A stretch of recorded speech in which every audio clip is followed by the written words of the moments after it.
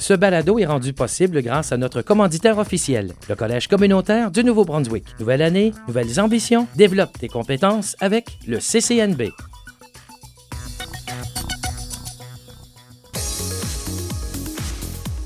L'Acadie Nouvelle et CKRO vous présentent le balado Les Top 5.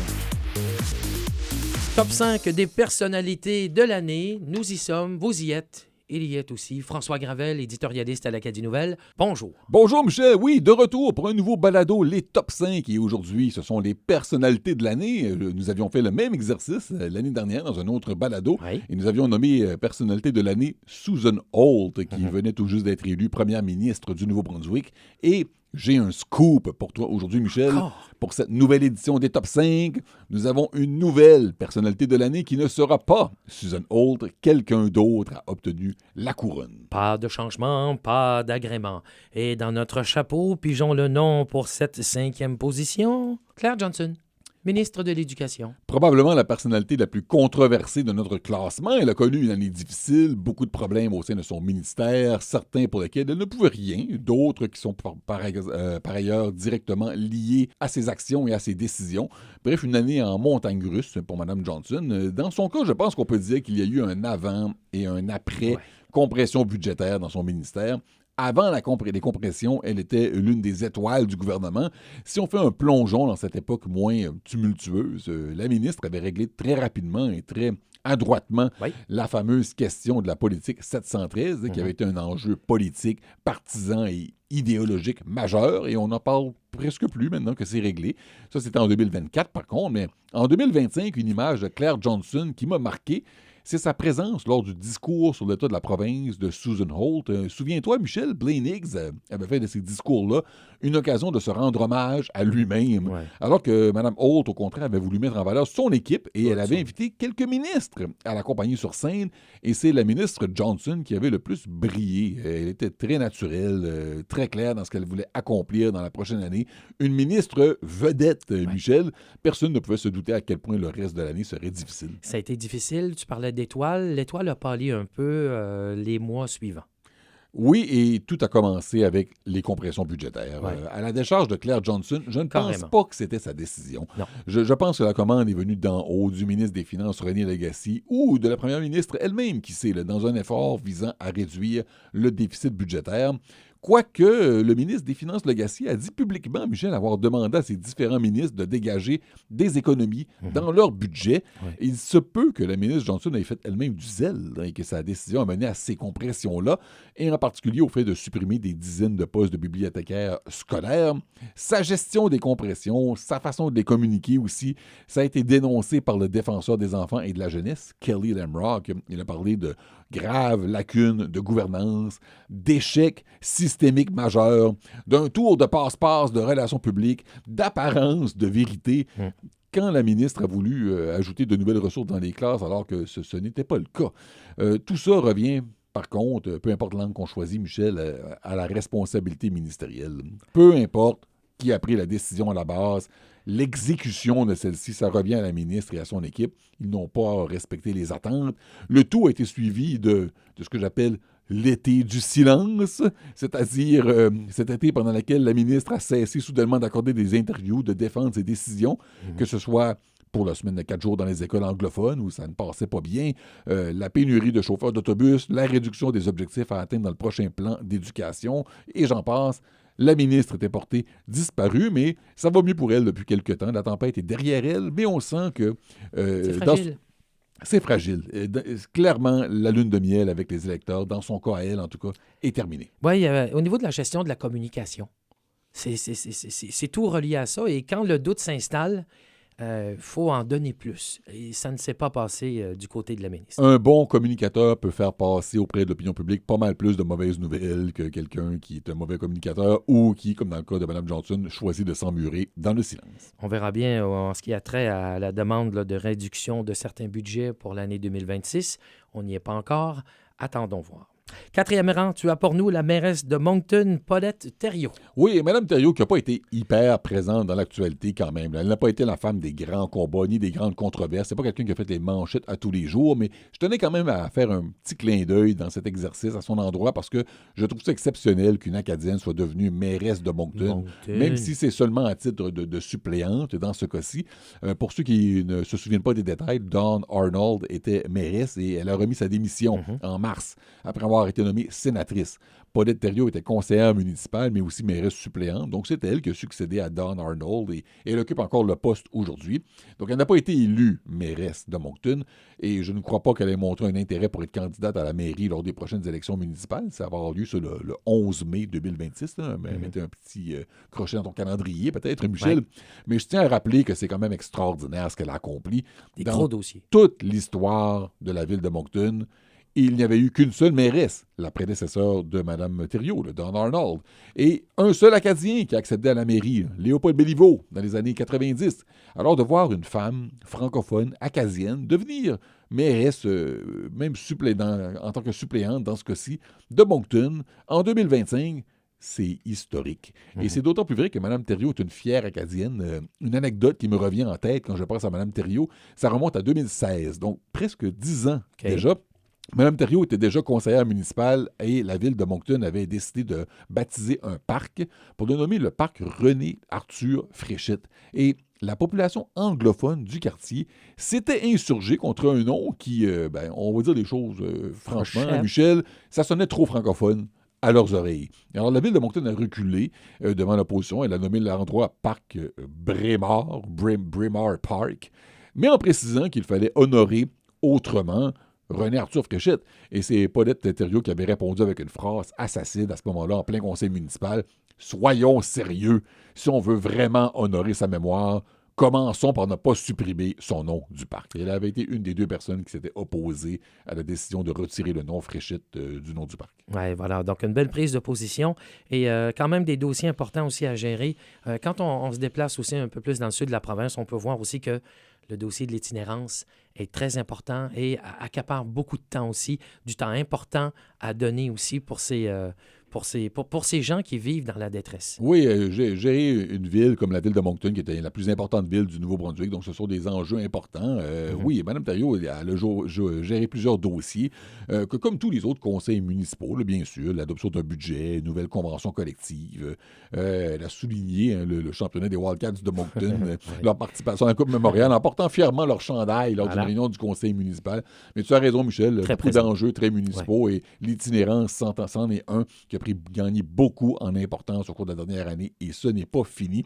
Il y a eu des moments où ça brassait un peu plus fort à l'hôtel de ville de Moncton. Je pense en particulier à toute la question qui entoure l'embauche de personnel supplémentaire au sein de la GRC, du service de police Kodiak. L'autorité policière souhaitait embaucher 15 policiers supplémentaires au coût de 1,2 million de dollars. La ville a dit non parce que l'année précédente, elle avait déjà financé l'embauche de 17 gendarmes additionnels. La ville voulait des statistiques qui montrent l'incidence de ces nouveaux policiers-là. Elle ne les a jamais obtenus. De façon générale, la mairesse Thériault n'est pas celle qu'on voyait en avant toujours et qui prenait ces décisions-là. Elle ne cherchait pas à donner l'image d'un one-woman show. Elle laisse beaucoup d'espace au conseil municipal, mais elle a l'avantage d'être expérimentée et ça l'aide à bien gérer les réunions et les émotions aussi. La gestion des émotions, est-ce qu'on doit le faire pour ton 3e rang de ton classement des personnalités de l'année, François? Qui as-tu sélectionné? Au 3e rang, Michel, j'ai pensé à quelqu'un qui n'est malheureusement plus parmi nous. Donc, c'est personnalité de l'année, mais ça pourrait être événement de l'année, dans le fond, parce que cette personne-là a laissé un vide immense à la suite de son décès. Et je parle, bien sûr, de l'autrice et dramaturge Antonine Maillet. Madame Maillet, qui a peut-être été la plus grande ambassadrice que l'Acadie ait jamais connue, une grande voix de la littérature francophone, elle s'est éteinte à l'âge de 95 ans. On savait bien, avec le temps qui passe, avec le décès aussi de Viola Légère, celle qui a joué la Sagouine de Madame Maillet avec tant de brio, que la fin approchait. Mais je pense qu'on était plusieurs à ne pas vouloir y croire. On ne veut pas. Il y a des gens qu'on ne veut pas. On ne veut pas arriver à cette réflexion. On ne pouvait pas imaginer qu'elle allait nous quitter un jour. Et au Nouveau-Brunswick, il n'y a pas de funérailles nationales comme on le voit au Québec, mais je pense que si quelqu'un l'aurait mérité, c'est bien d'elle. Ses funérailles à la cathédrale de Moncton ont été le plus près, en fait, de ce qu'on peut qualifier de funérailles nationales acadiennes. Et même si elle est maintenant décédée, c'est pas faux de dire qu'à travers son œuvre, Antonine Maillet est maintenant immortelle. Ça va au-delà de la culture, François. C'est tout ce qu'elle représentait à l'époque, ce qu'elle a représenté et de quelle façon elle a porté l'Acadie avec elle tout au long de son cheminement et de ses voyages et de ses rencontres à travers la planète. C'est une géante. Oui. C'était une géante, Antonine Maillet. Tout ce qu'elle accomplit, elle écrivait à propos de l'Acadie quand personne ne le faisait à grande échelle.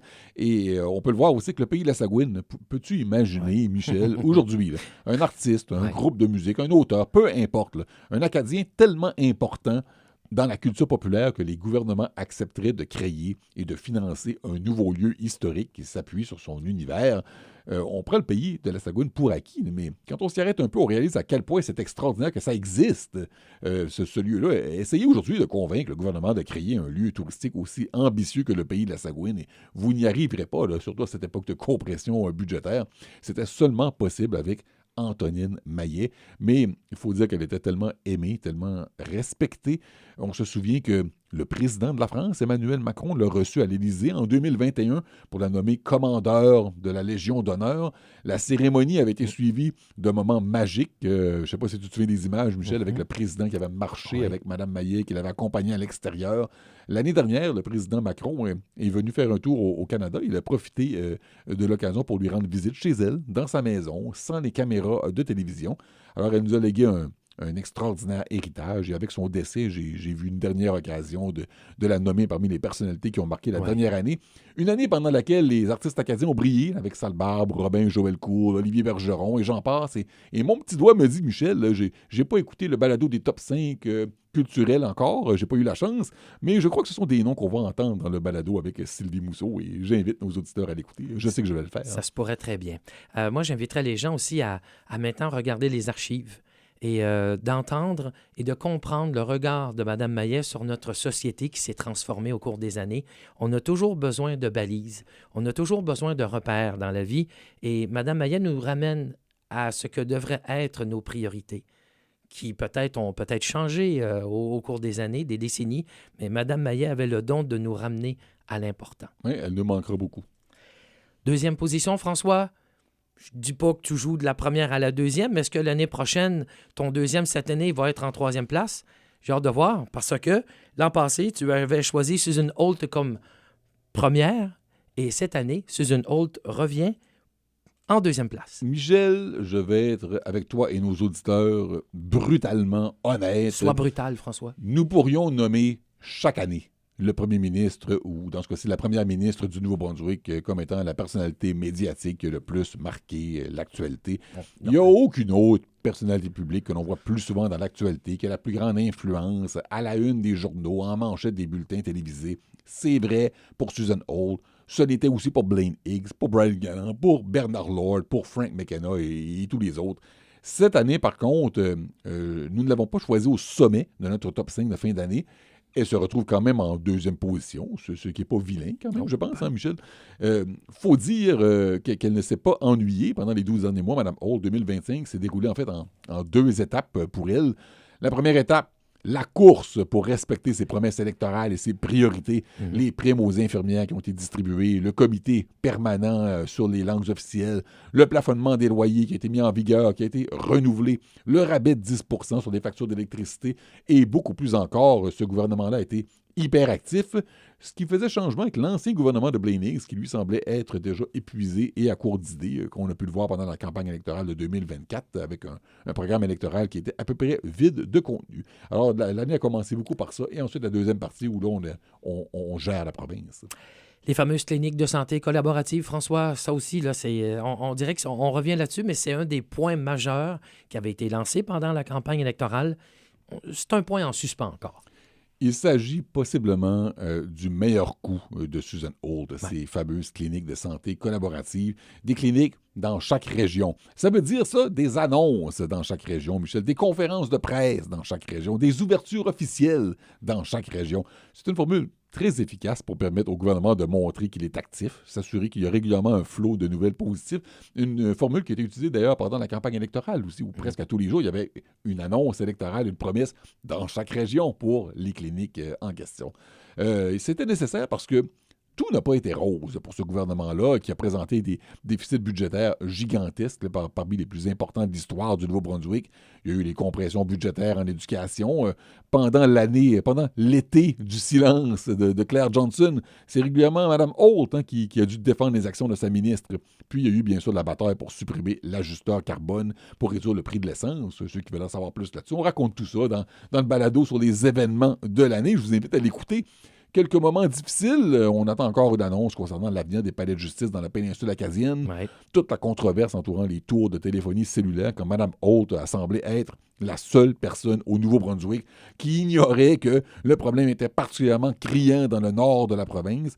Il a eu sa décision d'appuyer le fédéral dans sa lutte pour lui donner le droit constitutionnel de nommer des lieutenants-gouverneurs unilingues anglais au Nouveau-Brunswick. Mais ce qu'on doit retenir, Michel, de cette première année complète de Susan Holt au pouvoir, c'est que la lune de miel avec les électeurs se poursuit. Elle fait partie des premiers ministres qui ont le plus haut taux de satisfaction au Canada. Ça démontre que les électeurs sont satisfaits de leur choix. Est-ce que ce sera encore le cas dans un an?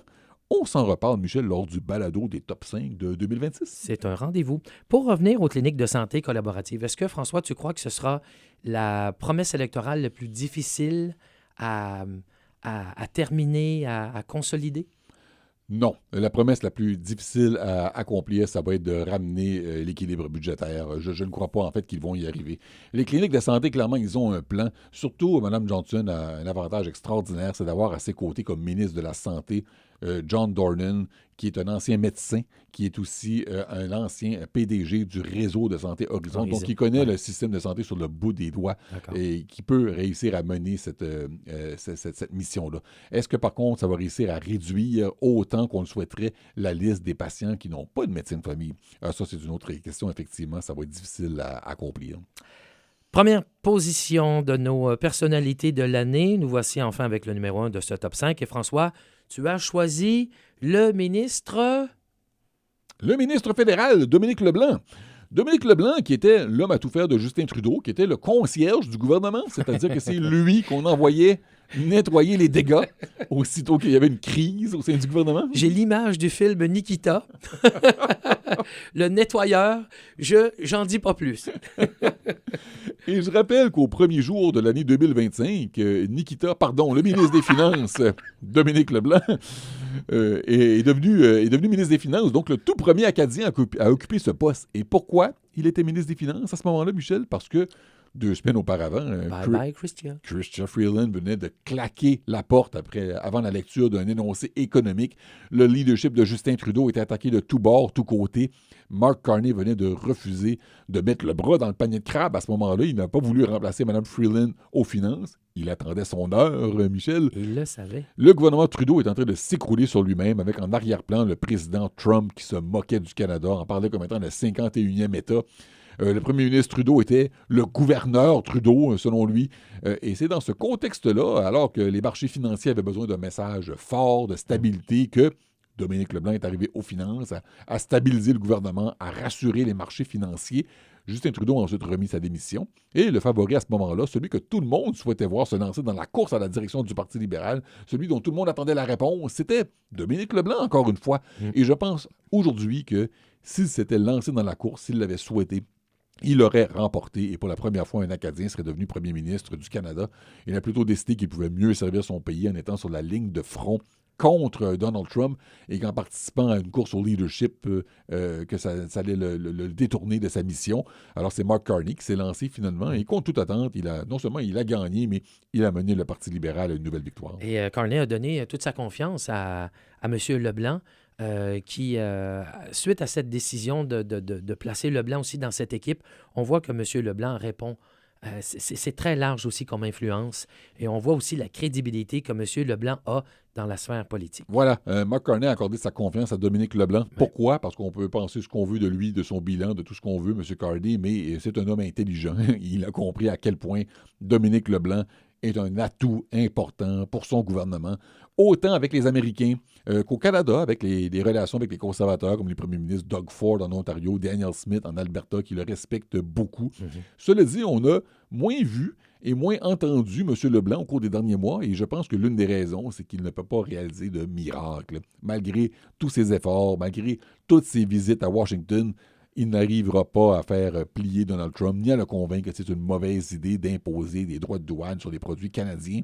J'ai l'impression, Michel, que la stratégie de M. Leblanc, c'est d'attendre, d'avoir de meilleures cartes entre les mains. La donne politique va finir par changer aux États-Unis. Après les élections de la mi-mandat, qui devrait avoir un recul des républicains, il existe aussi une possibilité que la Cour suprême des États-Unis décrète que le président a outrepassé ses pouvoirs en imposant des tarifs à gauche et à droite au gré de ses humeurs. Ce sont des événements qui auront un impact sur le déroulement des négos avec le Canada, avec le Mexique aussi. Et Dominique Leblanc, lui, il est au milieu de tout ça. Il va certainement jouer un rôle encore plus important l'année prochaine, alors qu'il faudra renégocier cet accord-là de libre-échange sous peine de le voir mourir de sa belle mort. Est-ce qu'on peut voir aussi que des plusieurs voyages que Mark Carney fait pour restructurer un peu l'économie, les échanges avec les autres pays, pendant ce temps, Dominique Leblanc, lui, est au Canada et peut rendre aussi des comptes au premier ministre avec ce qui se passe peut-être au niveau des discussions. Je ne dis même pas négociation avec les États-Unis. C'est peut-être en mode attente, mais pendant ce temps-là, pendant que Carney traverse un voyage à travers la planète pour une nouvelle structure économique pour le pays, c'est son homme de confiance qui est là aussi et qui garde le fort. Dominique Leblanc est partout. Il est souvent à Ottawa, bien sûr. Il est souvent à Washington. Dans les entrevues de fin d'année qu'il accordait à différents médias, il disait qu'il regrettait un peu de ne pas être plus souvent dans sa circonscription, mais il est l'homme des grands dossiers. En entrevue à Radio-Canada, il y a quelques jours, il disait vouloir prendre du temps pour faire de la motoneige et un voyage en Gaspésie. Donc, c'est ce qu'on lui souhaite pour revenir en forme, faire une pause et revenir en forme en 2026. On lui souhaite, c'est bien mérité. François, conclusion? Merci beaucoup d'avoir été avec nous, Michel, nos auditeurs, pour ce balado top 5 des personnalités de l'année. Et je vous invite aussi à écouter nos autres balados de la série des top 5 avec nos choix pour des personnalités culturelles, nos personnalités sportives et nos événements de l'année. Et je profite de l'occasion, comme toujours, pour inviter nos auditeurs à s'abonner à la page YouTube de l'Acadie Nouvelle. Vous y trouverez l'ensemble de nos balados, les top 5, ceux de cette année, ceux de l'année dernière, le micro et la plume. Merci Michel, on se retrouve bientôt pour de nouveaux épisodes. Et pour ce qui est de CK Héros, suivez le lien sur le site web, allez faire un tour sur Spotify, tout est là, les top 5 et la plume et le micro. Merci François. Merci. Ce balado a été rendu possible grâce à notre commanditaire officiel, le Collège communautaire du Nouveau-Brunswick. 2026, c'est ton moment. Reprends le contrôle de ta carrière avec les formations flexibles et concrètes du CCNB.